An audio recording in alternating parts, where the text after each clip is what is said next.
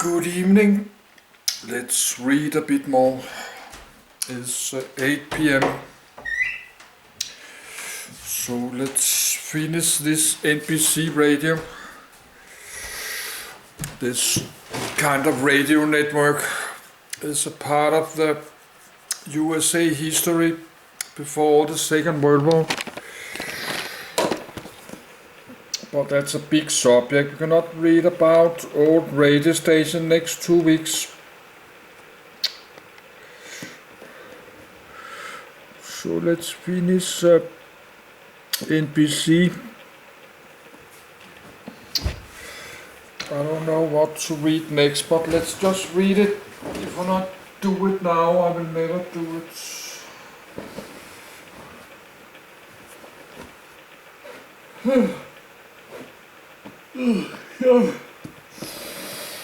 I'm sleepy. No, if I not read this now, probably I will never do it. History of NBC. The National Broadcasting Company, NBC, is an American English-language commercial broadcast television and radio network which is owned by Comcast through NBC Universal. The network is headquartered at 30 Rockefeller Plaza in New York City, with additional major offices near Los Angeles, at 10 Universal City Plaza, and Chicago, at the NBC Tower. Along with ABC and CBS, NBC is one of the traditional Big Three American television networks. NBC was founded in 1926 by the Radio Corporation of America, RCA, a then subsidiary of General Electric, GE, making it the oldest major broadcast network in the United States. In 1932, GE was forced to sell RCA and NBC as a result of antitrust charges. In 1986, control of NBC passed back to GE through its $6.4 billion purchase of RCA, which sold off the entirety of NBC's radio assets.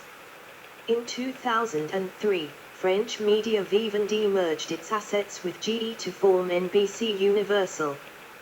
Comcast purchased a controlling interest in the company in 2011, and acquired General Electric's remaining stake in 2013.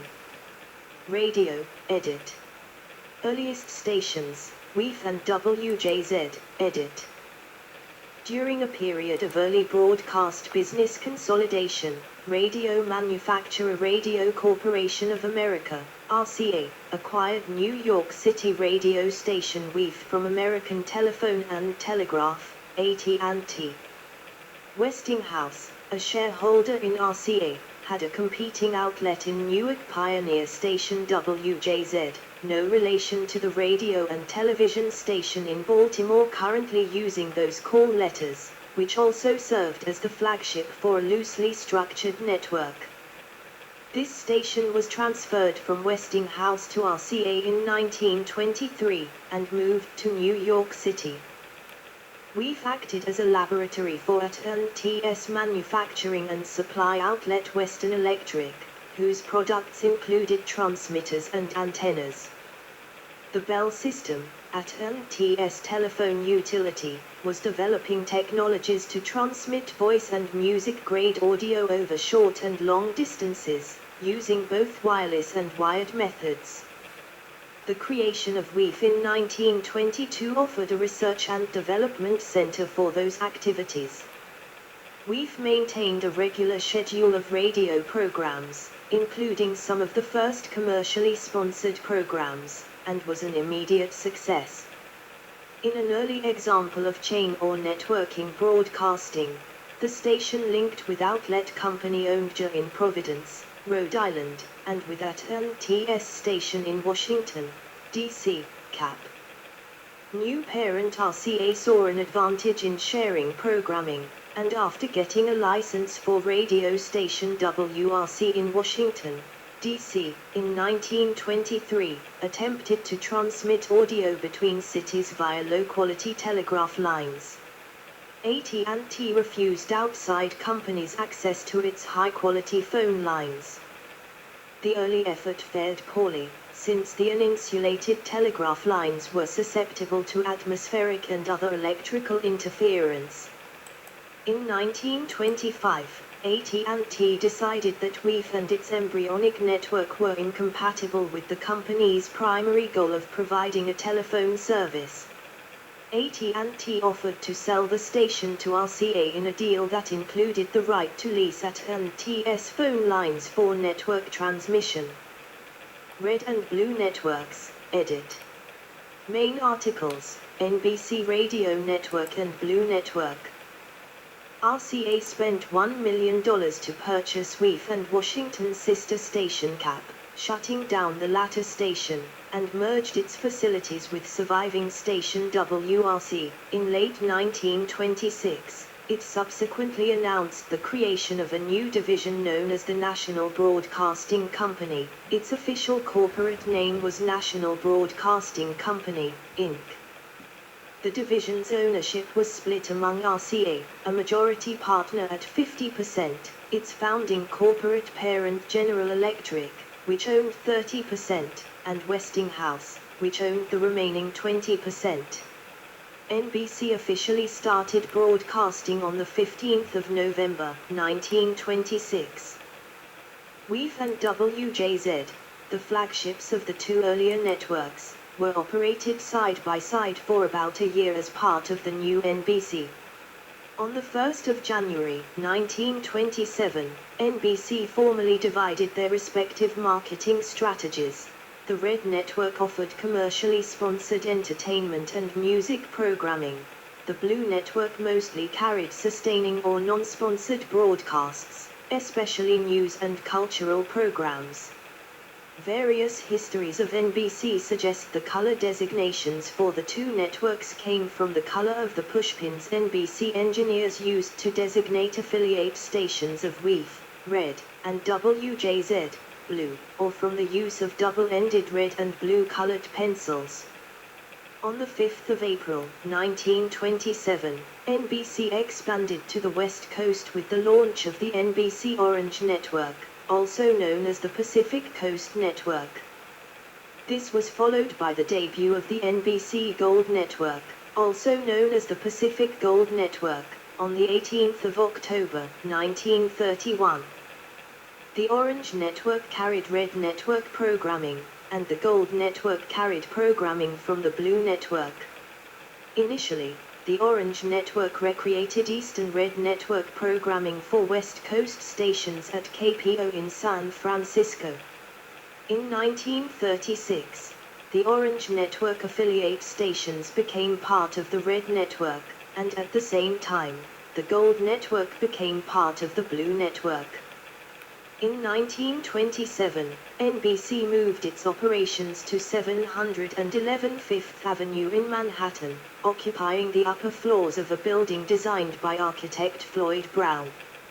NBC outgrew the Fifth Avenue facilities in 1933. In the 1930s, NBC also developed a network for shortwave radio stations, called the NBC White Network. In 1930, the U.S. government charged General Electric with antitrust violations, resulting in the company's divestiture of RCA. The newly separate company signed leases to move its corporate headquarters into the new Rockefeller Center in 1931. John D. Rockefeller Jr., founder and financier of Rockefeller Center, arranged the deal with GE chairman Owen D. Young and RCA president David Sonoff. When it moved into the complex in 1933, RCA became the lead tenant at 30 Rockefeller Plaza, known as the RCA Building, later the GE Building, now the Comcast Building, which housed NBC's production studios as well as theaters for RCA-owned RKO Pictures. Chimes, edit. Main article, NBC Chimes. The iconic three-note NBC chimes came about after several years of development. The three-note sequence, GEC, was first heard over Red Network affiliate WSB in Atlanta, with a second inversion C major triad as its outline. An executive at NBC's New York headquarters heard the WSB version of the notes during the networked broadcast of a Georgia Tech football game and asked permission to use it on the national network.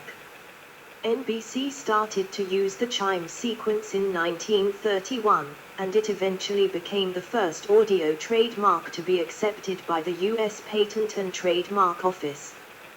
A variant sequence with an additional note, GECG, known as the fourth chime, was used during significant events of extreme urgency, including during World War II, especially in the wake of the December 1941 attack on Pearl Harbor, on D-Day and during disasters. The NBC chimes were mechanized in 1932 by Rangertone founder Richard H. Ranger. Their purpose was to send a low-level signal of constant amplitude that would be heard by the various switching stations staffed by NBC and AT&T engineers, and to be used as a system cue for switching individual stations between the red and blue network feeds. Contrary to popular legend, the GEC notes were not originally intended to reference General Electric, an early shareholder in NBC's founding parent RCA and whose radio station in Schenectady, New York, WGY, was an early affiliate of NBC Red. The three-note sequence remains in use by the NBC television network. As an example, it is incorporated into the theme music used by NBC News.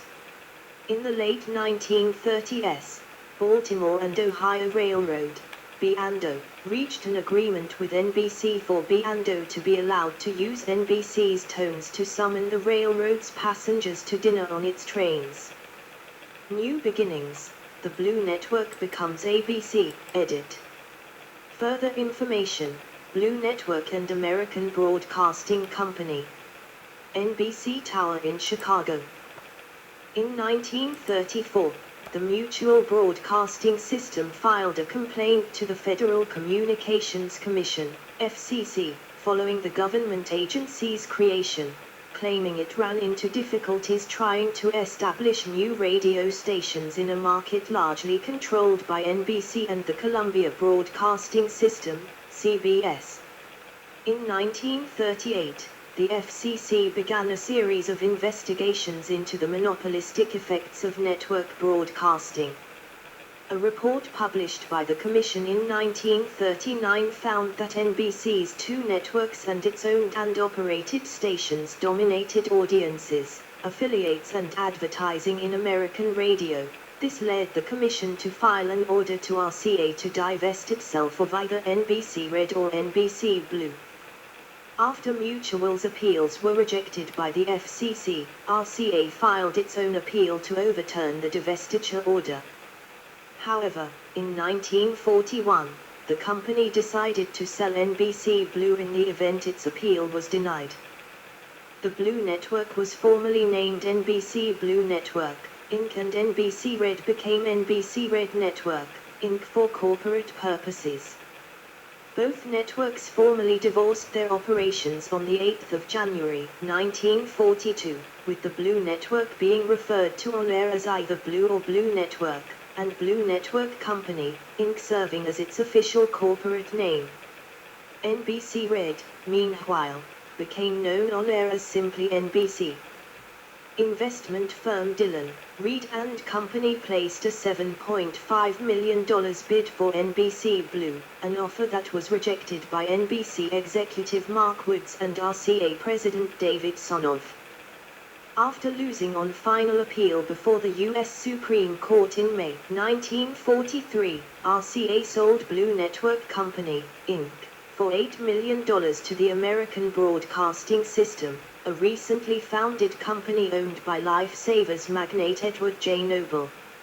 After the sale was completed on the 12th of October, 1943, Noble acquired the rights to the Blue Network name, leases on landlines, the New York studios, 2.5 radio stations, WJZ in Newark/New York City, KGO in San Francisco and When in Chicago, which shared a frequency with Prairie Farmer station WLS, contracts with actors, and agreements with around 60 affiliates. In turn, to comply with FCC radio station ownership limits of the time, Noble sold off his existing New York City radio station WMCA. Noble, who wanted a better name for the network, acquired the branding rights to the American Broadcasting Company name from George B. Storer in 1944. The Blue Network became ABC officially on the 15th of June, 1945, after the sale was completed. Defining radio's golden age, edit. NBC became home to many of the most popular performers and programs on the air. Bing Crosby, Al Jolson, Jack Benny, Edgar Burgeon, Bob Hope, Fred Allen, and Burns and Allen called NBC home, as did Arturo Toscanini's NBC Symphony Orchestra, which the network helped him create. Other programs featured on the network included Vic and Sade, Fibber McGee and Molly, The Great Gildersleeve, One Man's Family, Ma Perkins and Death Valley Days. NBC stations were often the most powerful, and some occupied unique clear-channel national frequencies, reaching hundreds or thousands of miles at night. In the late 1940s, rival CBS gained ground by allowing radio stars to use their own production companies to produce programs, which became a profitable move for much of its talent.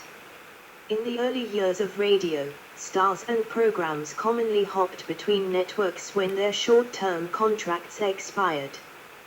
During 1948 and 1949, beginning with the nation's top radio star, Jack Benny, many NBC performers including Edgar Burgeon and Charlie McCarthy, Burns and Allen and Frank Sinatra jumped to CBS.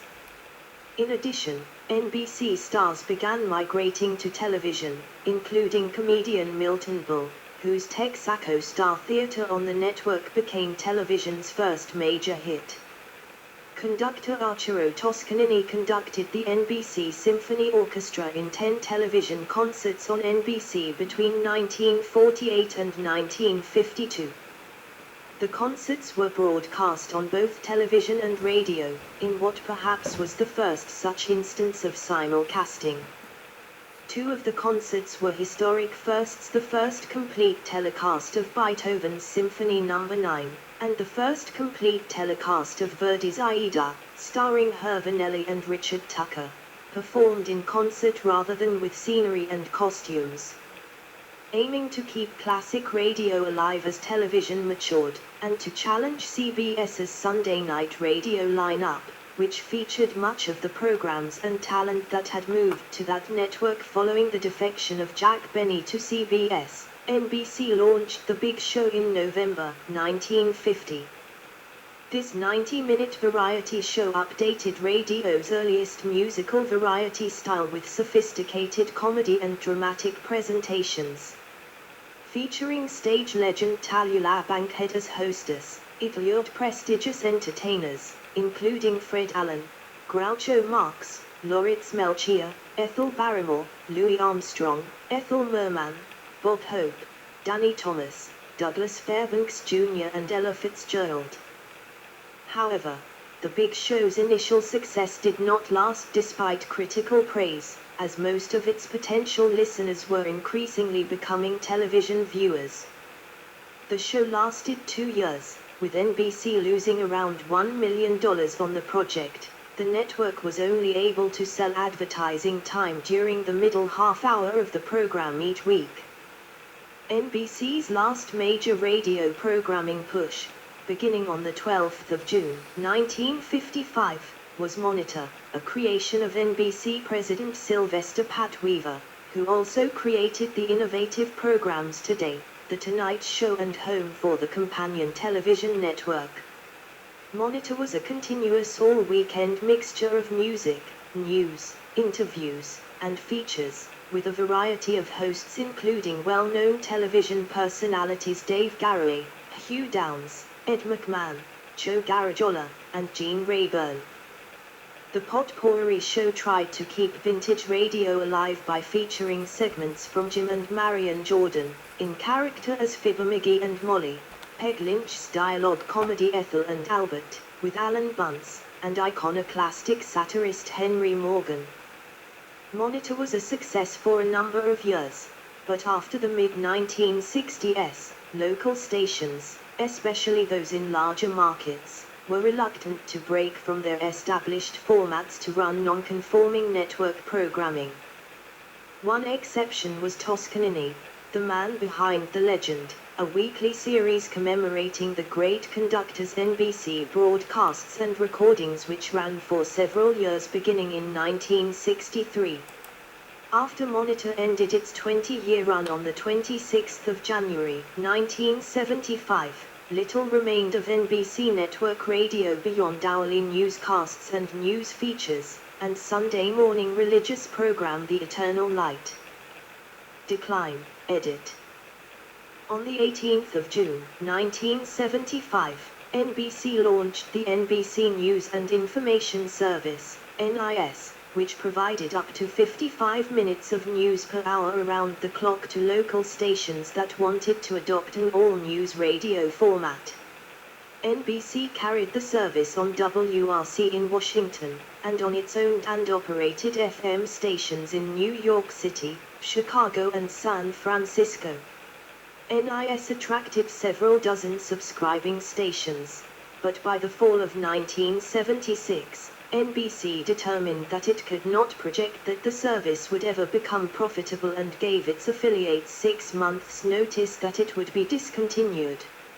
NIS ended operations on the 29th of May, 1977. In 1979, NBC launched The Source, a modestly successful secondary network providing news and short features to FM rock stations. The NBC radio network also pioneered personal advice call-in national talk radio with a satellite-distributed evening talk show, TalkNet. The program featured Bruce Williams, providing personal financial advice, Bernard Meltzer, personal and financial advice, and Sally Jessy Raphael, personal and romantic advice. While never much of a ratings success, TalkNet nonetheless helped further the national talk radio format. For affiliates, many of them struggling stations, TalkNet helped fill evening time slots with free programming, allowing the stations to sell local advertising in a dynamic format without the cost associated with producing local programming.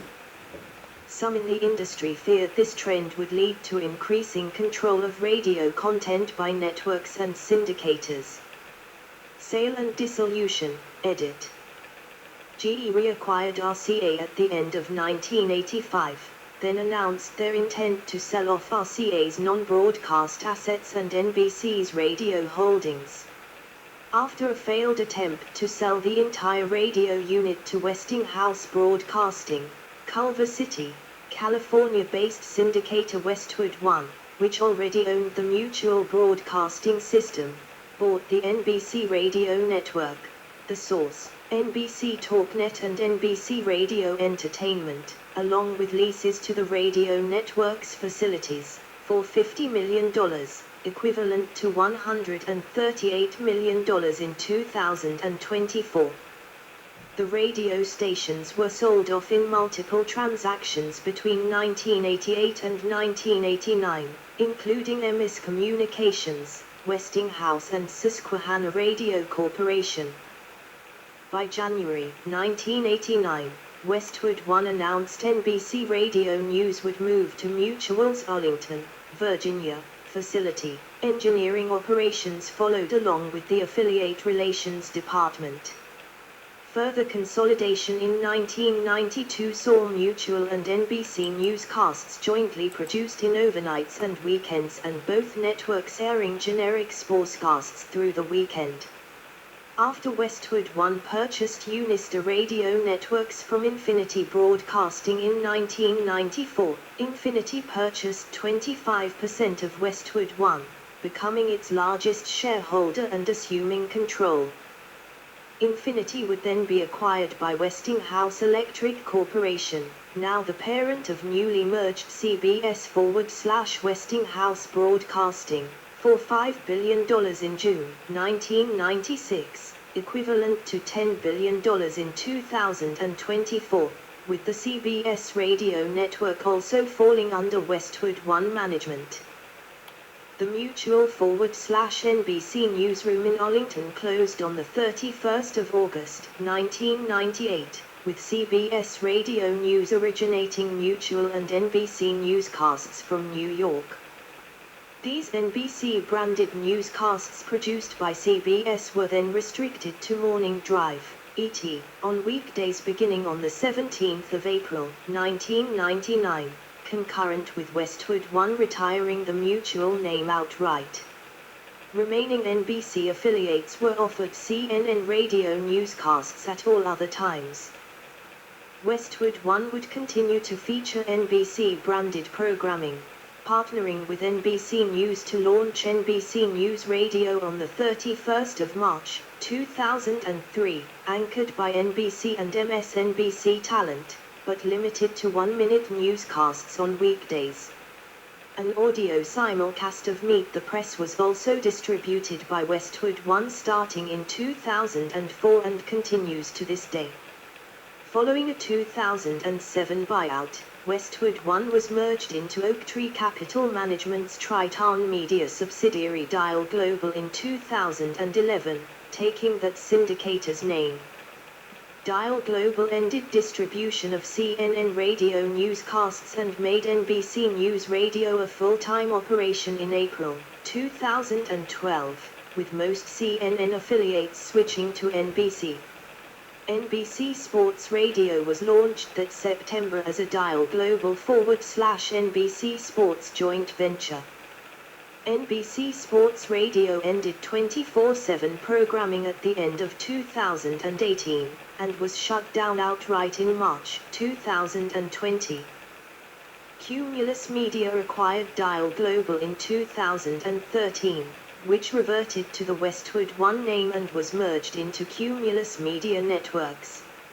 After Cumulus announced a content-sharing deal with CNN as part of the pending launch of white-label news service Westwood One News, NBC News Radio ended operations on the 15th of December 2014. Since July 2016, iHeartMedia has produced NBC News Radio branded newscasts via a licensing agreement with NBC Universal Television, edit.